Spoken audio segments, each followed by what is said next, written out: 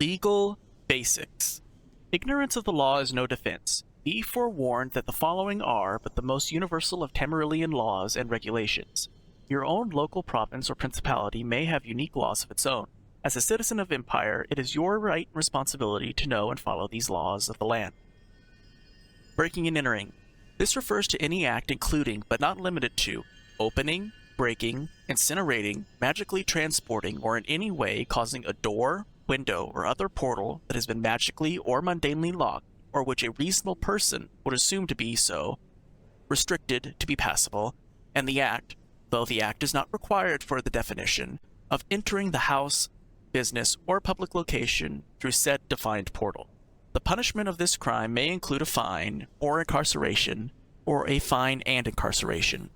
The fine and incarceration, or both, or neither, may be less than a crime of attempted breaking and entering. A crime of attempted breaking and entering is defined as any act that a reasonable person would perceive as the preparation for an attempt, whether successful or not, or perceived to be possibly successful or not, to bring about the opening, breaking, incinerating, magically transporting, or in any way causing a door, window, or other portal that has been magically or mundanely locked, or which a reasonable person would assume to be so, restricted to be passable, and the act, though this act is not required for the definition, of preparing or attempting, whether successful or not, perceived to be possibly successful or not, entering the house, business, or public location through said defined portal. Trespassing. This refers to walking, flying, riding, teleporting, floating, or in any way moving or existing on a property without the explicit written or spoken permission or permission a reasonable person might infer of the owner or caretaker of the property. The punishment for this crime may include a fine or incarceration, or a fine and incarceration. Assault. Any threat or attempt, whether successful or not, to do physical, emotional, mental, or magical harm or injury to another person, group of persons, or entity a reasonable person might assume to be sentient.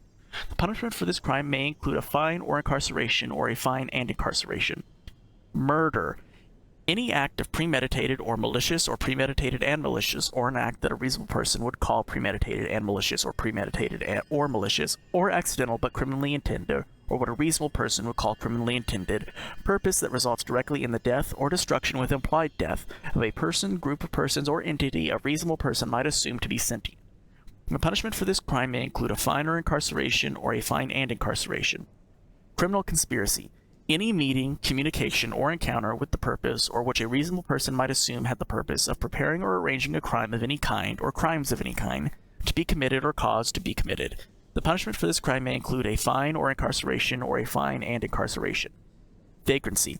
Any act of idleness, disorder, begging, or conduct unbecoming a person with occupation, gold, or a home, or occupation, gold, and a home, or occupation, or gold, and home, or occupation, and gold, or home, or occupation, and home, or gold, or what a reasonable person would consider idle, disorderly, beggarly, or unbecoming. The punishment for this crime may include a fine or incarceration, or a fine and incarceration. Smuggling.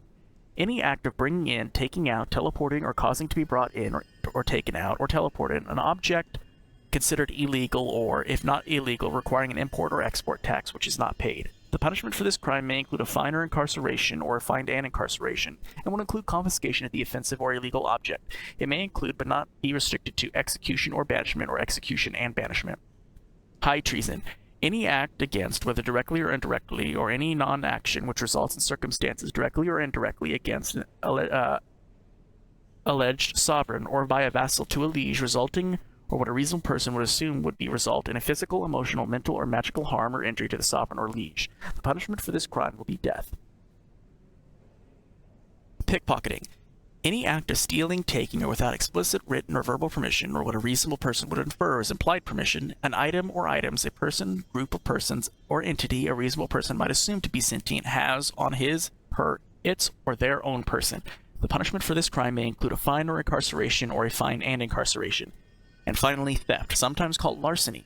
Any act of stealing, taking, or without explicit written or verbal permission, or what a reasonable person would infer as implied permission, an item or items from a person, group of persons, or entity a reasonable person might assume to be sentient's place of residence, business, person, or other location a reasonable person would assume is secured from looting. The punishment for this crime may include a fine or incarceration, or a fine and incarceration. These are the usual day-to-day definitions used by legal experts like myself. Both the definitions and punishments may fluctuate widely according to the location and situation. In the Imperial City, legal counsel is available by persons like myself, but the provinces have no such system in place. Perhaps that will change in time, we can all hope so.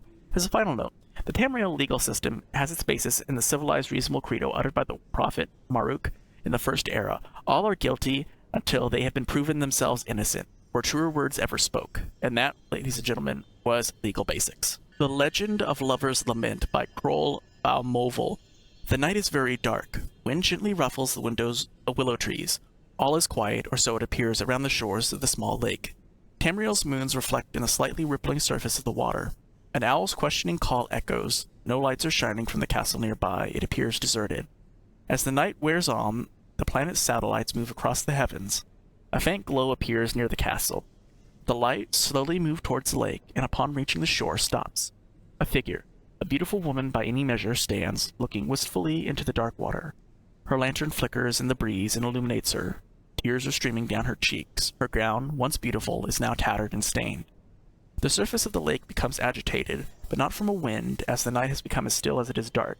Slowly from the water emerges the figure of a man, a warrior, fully adorned in the armor of a knight of the field of battle.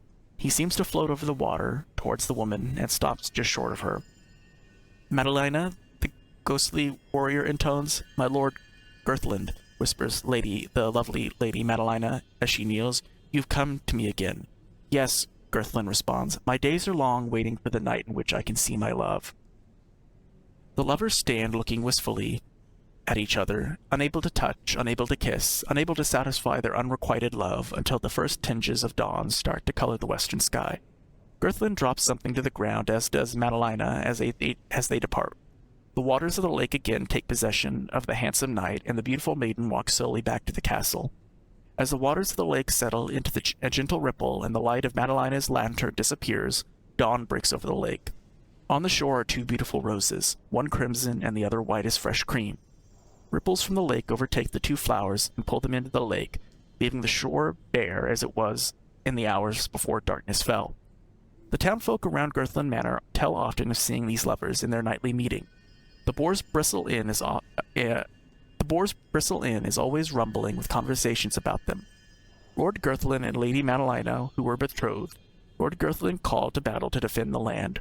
Hergen, the castle's resident sorcerer, became inflamed with love and lust for Madalina, only to be rebuked by her.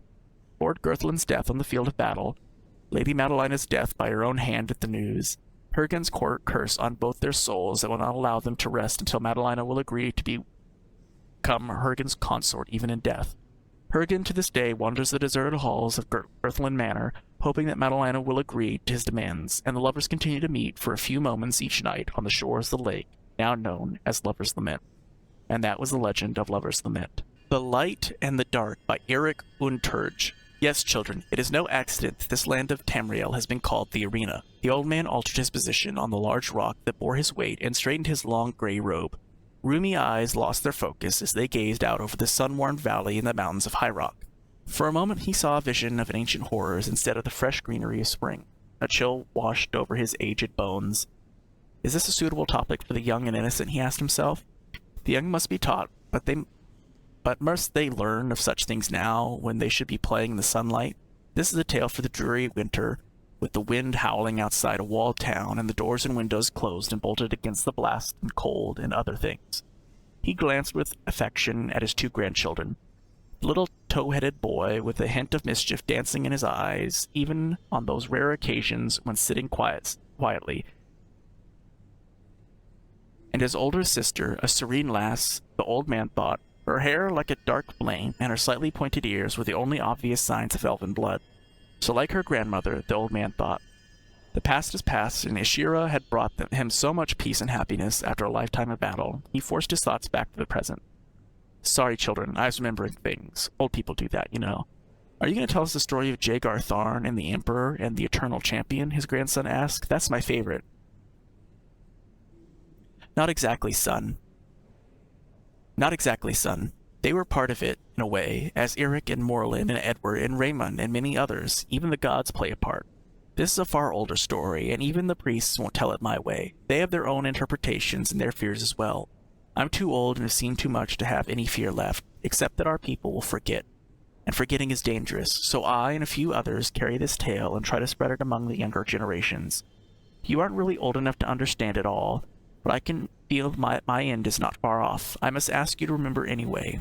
In a few years, perhaps if I still live, we can discuss it again. If not, well, you must seek out others who know and compare notes. You talk as if you're going to die, Grunther, his granddaughter spoke up. That can't happen. You'll live forever. Chuckling, I'm afraid not, dear, but I have a little while left, enough for the story. The children settled back against the bole of a large oak, knowing that the old man could not be hurried. Leaning forward, he began. Long, long ago, before there were any people at all, even before the gods, Tamriel was chosen as a battleground by two things. It is difficult to find words that fit them well. I call them the light and the dark. Others use different names, good and evil, bird and serpent, order and chaos. None of these names really apply. It suffices that they are opposites and total antithetical. Neither is really good or evil. As we know the words, they are immortal since they do not really live, but they do exist. Even the gods and their Daedric enemies are pale reflections of the eternal conflict between them. It's as though their struggles create energies that distort their surroundings, and those energies are so powerful that life can appear, like an eddy in a stream. Do demons and trolls come from the dark, Grandpa? Not exactly, son. The undead evils we know and the demons that live in oblivion tend to align with the dark. Their natures are more akin to it. Humans and the other people of Tamriel, even the misunderstood dark elves, are more aligned with the light. Our evils are not always of the dark, but some are, and these are the truly dangerous ones. Jagar Tharn was almost wholly aligned with the dark, and that is really why he was so monstrous. It was not because he was a black mage, as some would have it. Did his magic come from the dark, Granther? The girl's interest was piqued by mention of magic, her heritage beginning to show itself, thought the old man.